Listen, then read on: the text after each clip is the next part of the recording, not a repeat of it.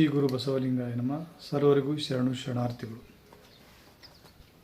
ಅಲ್ಲಮ ಪ್ರಭುಗಳನ್ನು ಅರಿತುಕೊಳ್ಳಬೇಕು ಅನ್ನುವಂಥ ಕುತೂಹಲ ಇರುವವರಿಗೆ ಒಂದು ಗ್ರಂಥವನ್ನು ನಾನು ಪರಿಚಯಿಸುವುದಕ್ಕೆ ಇಷ್ಟಪಡ್ತೇನೆ. ಅಲ್ಲಮ ಪ್ರಭುಗಳ ಕುರಿತಾಗಿ ಹಲವಾರು ಕೃತಿಗಳು ನಮ್ಮೆದುರಿಗೆ ಬಂದಿದ್ದಾವೆ. ಅವುಗಳೊಳಗಡೆ ನನಗೆ ಹೆಚ್ಚು ಅಪ್ಯಾಮ್ಯಮನವಾಗಿ ಇರುವಂಥ ಕೃತಿ ಅಂತಂದರೆ ಪೂಜ್ಯ ಸಿದ್ದೇಶ್ವರ ಸ್ವಾಮೀಜಿಯವರು ಅಲ್ಲಮ ಪ್ರಭುದೇವರ ವಚನ ನಿರ್ವಚನ ಅನ್ನುವಂಥ ಈ ಗ್ರಂಥ. ಈ ಗ್ರಂಥದಲ್ಲಿ ಸಿದ್ದೇಶ್ವರ ಸ್ವಾಮೀಜಿಯವರು ಅಲ್ಲಮ ಪ್ರಭುಗಳನ್ನು ಹಲವಾರು ವಚನಗಳನ್ನು ನಿರ್ವಚನ ಮಾಡಿದ್ದಾರೆ. ಇಲ್ಲಿ ಈ ಗ್ರಂಥ ಪ್ರಕಟ ಆಗಿರುವಂಥದ್ದು ಮತ್ತು ಈ ಗ್ರಂಥದ ಆಶಯಗಳನ್ನು ಕುರಿತಾಗಿ ತಮ್ಮೆದುರಿಗೆ ಹೇಳೋದಂತಂದರೆ, ಈ ಗ್ರಂಥವನ್ನು ಜಗದ್ಗುರು ಶ್ರೀ ಶಿವರಾತ್ರೀಶ್ವರ ಗ್ರಂಥಮಾಲೆ ಮೈಸೂರವರು ಪ್ರಕಟಿಸಿದ್ದಾರೆ. ಸುಮಾರು ಪ್ರತಿಗಳ ಮುದ್ರಣ ಆಗಿದೆ. ಇದು ನನ್ನ ಕೈಯಲ್ಲಿ ಇರುವಂಥ ಈ ಕೃತಿ 4ನೇ ಮುದ್ರಣ 2023ರಲ್ಲಿ 1000 ಪ್ರತಿಗಳ ಮುದ್ರಣ ಆಗಿರುವಂಥದ್ದು. ಇದರ ಬೆಲೆ 750 ರೂಪಾಯಿ. ಇಲ್ಲಿ ಅಲ್ಲಮ ಪ್ರಭುಗಳ ಕುರಿತಾಗಿ ಬಹಳಷ್ಟು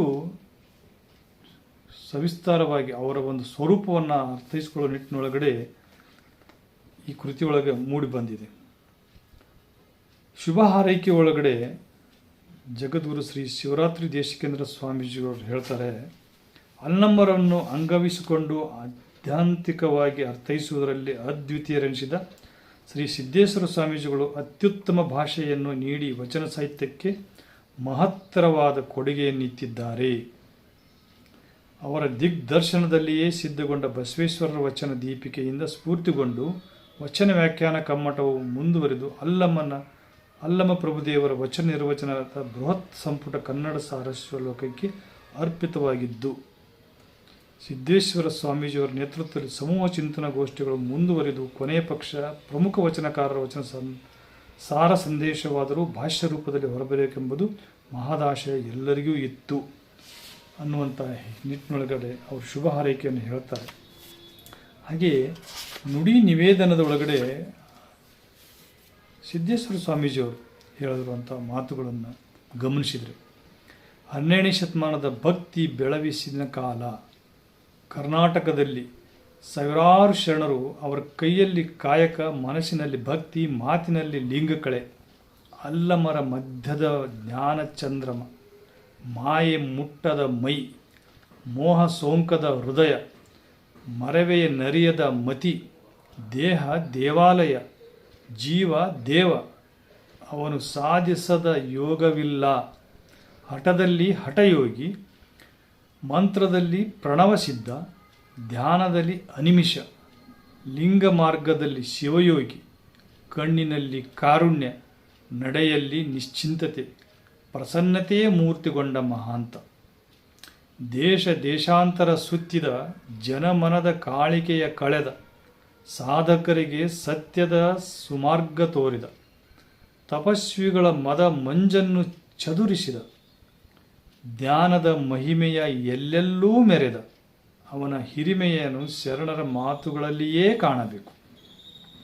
ಅವನು ಘನಕ್ಕೆ ಘನಮಹಿಮ, ಭುವನ 14ರೊಳಗೆ ಪರಿಪೂರ್ಣ ನಿರಂಜನ ಜ್ಯೋತಿ, ಅನುಪಮ ಚರಿತ, ಬಟ್ಟ ಬಯಲು ಗಟ್ಟಿಗೊಂಡ ನಿಲವು, ಮಾತಿಂಗೆ ಅಳವಡದ ಮಹಿಮ, ಸ್ಥೂಲ ಕಂತೆ, ಸೂಕ್ಷ್ಮ ಟೊಪ್ಪರ, ಸತ್ಯದಂಡ, ಶಾಂತಿ ಭಸಿತ, ಸುಚಿತ್ತಮಣಿ, ತತ್ವಕರ್ಪೂರ, ವೈರಾಗ್ಯ ಹಾವಿಗೆ, ದೃಢಮನವು ಕೌಪಿನ, ಆಚಾರವೇ ಕಂಕಣ, ಕ್ಷಮೆ ದಮೆಯೇ ಕರ್ಣಮಂಡಲ, ತದ್ಭಾವ ಮೂರ್ತಿ ನಿಜ ಸುಖದ ಇರವು.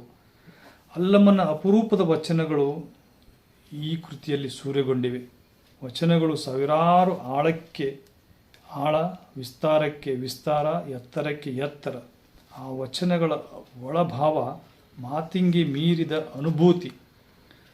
ಅದಕ್ಕೆ ತಕ್ಕ ಭಾಷೆ, ಶಬ್ದಗಳಲ್ಲಿ ಸೊಬಗು, ಸವಿ, ಅಭಿವ್ಯಕ್ತಿಯಲ್ಲಿ ಅಲಂಕಾರ, ಬೆಡಗು, ಭಿನ್ನಾಣ, ಸುಂದರವಾದ ರೂಪಕಗಳು, ಸುಚ್ಛವಾದ ಚಿತ್ರಣಗಳು, ಕವಿಗಳು ಮಂತ್ರಮುಗ್ಧರಾಗಬೇಕು ಅಂಥ ಕಥನ ವೈಖರಿ, ತತ್ವ ಜ್ಞಾನ, ತತ್ವಾನುಭವ ಹಾಗೂ ಕಾವ್ಯ ಮಾಧುರ್ಯ ಒಂದಾಗಿ ಹರಿದಿವೆ ನುಡಿಗಡಣದಲ್ಲೆಲ್ಲ. ಹೀಗೆ ಹೇಳಬೇಕಾದಾಗ ಅವರು ಸಿದ್ದೇಶ್ವರ ಸ್ವಾಮೀಜಿಯವರು ಇದಕ್ಕೆ 2/10/2000 ಇಸ್ವಿ ಒಳಗಡೆ ನುಡಿ ನಿವೇದನೆಯನ್ನು ಬರೆದಿದ್ದಾರೆ. ಒಟ್ಟು ಈ ಗ್ರಂಥದಲ್ಲಿ ಪ್ರಸ್ತಾವನೆಯಲ್ಲಿ ಬರುವಂಥ ವಿಷಯವನ್ನು ನೋಡಿದರೆ ಅಲ್ಲಮ ಪ್ರಭುಗಳ ಜೀವನ ಸಾಧನೆಯನ್ನು, ಹಾಗೆಯೇ ಅಲ್ಲಮ ಪ್ರಭುಗಳ ವಚನದ ವೈಶಿಷ್ಟ್ಯವನ್ನು, ಅವರ ಅಂಕಿತವಾಗಿರುವಂಥ ವಚನಾಂಕಿತವಾಗಿರುವಂಥ ಅಲ್ಲಮ ಪ್ರಭುಗಳ ವಚನಗಳು ಅನುಭಾವಿಕ ಪ್ರಪಂಚಕ್ಕೆ ದೊರೆತ ಅನರ್ಘ್ಯ ರತ್ನಗಳಂತಿವೆ. ಗುಹೇಶ್ವರ ಎಂಬ ಅವರ ವಚನಾಂಕಿತ ಯಾವ ಸ್ಥಾವರಲಿಂಗವನ್ನು ನಿರ್ದೇಶಿಸುವಂತೆ ಕಾಣುವುದಿಲ್ಲ. ಬದಲಾಗಿ ಅದು ಮಾನವನ ಹೃದಯದಲ್ಲಿ ಅಂತರ್ಯಾಮಿಯಾಗಿರುವ ಪರತತ್ವವನ್ನು ನಿರ್ದೇಶಿಸುವಂತಿದೆ. ಈ ರೀತಿಯಾಗಿ ಅಲ್ಲಮ ಪ್ರಭುಗಳ ಕಾವ್ಯಾಂಶದ ಕುರಿತಾಗಿ ಕೆಲವು ಸಾಲುಗಳಲ್ಲಿ ಹೇಳ್ತಾರೆ. ಒಟ್ಟಾರೆಯಾಗಿ ಅಲ್ಲಮ ಪ್ರಭುಗಳನ್ನು ಅರಿತುಕೊಳ್ಬೇಕು ಅನ್ನುವಂಥವರಿಗೆ ಈ ಒಂದು ಕೃತಿ ಅಲ್ಲಮ ಪ್ರಭುಗಳ ದರ್ಶನವನ್ನು ನೀಡುವಂಥದ್ದು. ಜಾಗತಿಕ ಅನುಭಾವಿಗಳು ಮತ್ತು ಅಲ್ಲಮ ಪ್ರಭುಗಳು ಅನ್ನುವಂಥ ಭಾಗದೊಳಗೆ ಜಗತ್ತಿನ ಅನುಭಾವಿಗಳನ್ನು ಅಲ್ಲಮ ಪ್ರಭುಗಳ ಜೊತೆಗೆ ಹೋಲಿಕೆ ಮಾಡಿ ಬರೀತಾರೆ. ವಚನ ನಿರ್ವಚನ ಅನ್ನುವಂಥ ಭಾಗದಲ್ಲಿ ವಚನಗಳನ್ನು ಯಾವ ರೀತಿಯಾಗಿ ನೋಡಿದ್ದೀವಿ ಅನ್ನುವಂಥದ್ದು. ಇಲ್ಲಿ ಷಟ್ಸ್ಥಲದ ರೂಪದಲ್ಲಿ ವಚನಗಳನ್ನು, ಭಕ್ತಸ್ಥಲದ ವಚನಗಳು, ಪಿಂಡಸ್ಥಲದ ವಚನಗಳು, ಪಿಂಡ ಜ್ಞಾನಸ್ಥಳ, ಮಾಯಾ ವಿಲಾಸ ವಿಡಂಬನ ಸ್ಥಳ, ಸಂಸಾರ ಹೇಯಸ್ಥಳ, ಗುರುಕರುಣಸ್ಥಳ, ಭಕ್ತಸ್ಥಳ, ಮಹೇಶ್ವರ ಸ್ಥಳ, ಪ್ರಸಾದಿ ಸ್ಥಳ, ಪ್ರಾಣಲಿಂಗಿ ಸ್ಥಳ, ಶರಣಸ್ಥಳ, ಐಕ್ಯಸ್ಥಳ, ಹೀಗೆ 941 ಪುಟಗಳಲ್ಲಿ ಈ ಸ್ಥಳಕಟ್ಟಿನ ಆಧಾರದ ಮೇಲೆ ವಚನಗಳನ್ನು ನಿರ್ವಚನ ಮಾಡಿದರೆ, ಕೊನೆಯದಾಗಿ ಕೆಲವು ಅನುಬಂಧದೊಳಗೆ ಸಾಂದರ್ಭಿಕ ಕಥೆಗಳನ್ನು ಕೊಟ್ಟಿದ್ದಾರೆ, ಕಠಿಣ ಪದಕೋಶವನ್ನು ಕೊಟ್ಟಿದ್ದಾರೆ, ವಿಶಿಷ್ಟ ಪದಕೋಶವನ್ನು ಕೊಟ್ಟಿದ್ದಾರೆ, ಪಾರಿಭಾಷಿಕ ಪದಕೋಶವನ್ನು ಕೊಟ್ಟಿದ್ದಾರೆ, ವಚನಗಳ ವರ್ಣಾನುಕ್ರಮ ಕೊಟ್ಟಿದ್ದಾರೆ, ಸಹಾಯಕ ಸಾಹಿತ್ಯವನ್ನು ಕೊಟ್ಟು ಒಟ್ಟು 1116 ಪುಟಗಳೊಳಗೆ ಇಡೀ ಅಲ್ಲಮ ಪ್ರಭುಗಳ ವಚನಗಳನ್ನು ನಿರ್ವಚನ ಮಾಡುವುದರ ಜೊತೆಗೆ ಅಲ್ಲಮ ಪ್ರಭುಗಳನ್ನು ಪರಿಚಯಿಸ್ತಾ ಇದ್ದಾರೆ. ಕೊನೆಯ ಪುಟದಲ್ಲಿ ಅಲ್ಲಮರ ವ್ಯಕ್ತಿತ್ವದ ಕುರಿತಾಗಿ ಕೆಲವು ನುಡಿಗಳನ್ನು ಸ್ವಾಮೀಜಿಯವರು ಬರೀತಾರೆ. ಅಲ್ಲಮನ ಅಪರೂಪದ ಅನುಭವಗಳು ವಚನಗಳಲ್ಲಿ ಸೂರೆಗೊಂಡಿವೆ. ವಚನಗಳು ಸಾವಿರಾರು ಆಳಕ್ಕೆ ಆಳ, ವಿಸ್ತಾರಕ್ಕೆ ವಿಸ್ತಾರ, ಎತ್ತರಕ್ಕೆ ಎತ್ತರ. ಆ ವಚನಗಳ ಒಳಭಾವ ಮಾತುಂಗಿ ಮೀರಿದ ಅನುಭೂತಿ, ಅದಕ್ಕೆ ತಕ್ಕ ಭಾಷೆ. ಇಲ್ಲಿ ಅವರು ಹೇಳಿರುವಂಥ ಪ್ರತಿ ಪದಗಳು ಸಹ ಅಲ್ಲಮ ಪ್ರಭುಗಳನ್ನು ನಮಗೆ ಪರಿಚಯಿಸುವ ನಿಟ್ಟಿನೊಳಗಡೆ ಈ ಕೃತಿ ಹೊರಹೊಮ್ಮಿದೆ. ಈ ಒಂದು ಕೃತಿ ಇಡೀ ಅಲ್ಲಮ ಪ್ರಭುಗಳನ್ನು ನಮ್ಮ ಎದುರಿಗೆ ಇಡ್ತಾ ಇದೆ. ಇಂತಹ ಕೃತಿಯ ಮೂಲಕವಾಗಿ ಅಲ್ಲಮ ಪ್ರಭುಗಳನ್ನು ಅರಿತುಕೊಳ್ಳೋದಕ್ಕೆ ಸಹಾಯಕ ಆಗ್ತದೆ ಅಂತ ಹೇಳ್ತಾ, ಅಲ್ಲಮ ಪ್ರಭುಗಳ ಕುರಿತಾಗಿರುವಂಥ ಮತ್ತಷ್ಟು ಕೃತಿಗಳನ್ನು ಮುಂದಿನ ಸಂಚಿಕೆಯಲ್ಲಿ ನಾನು ಪರಿಚಯಿಸ್ತಿದ್ದೇನೆ. ಆಸಕ್ತಿಯಿಂದ ಆಲಿಸಿದಂಥ ಸರ್ವರಿಗೂ ಶರಣಾರ್ಥಿಗಳು.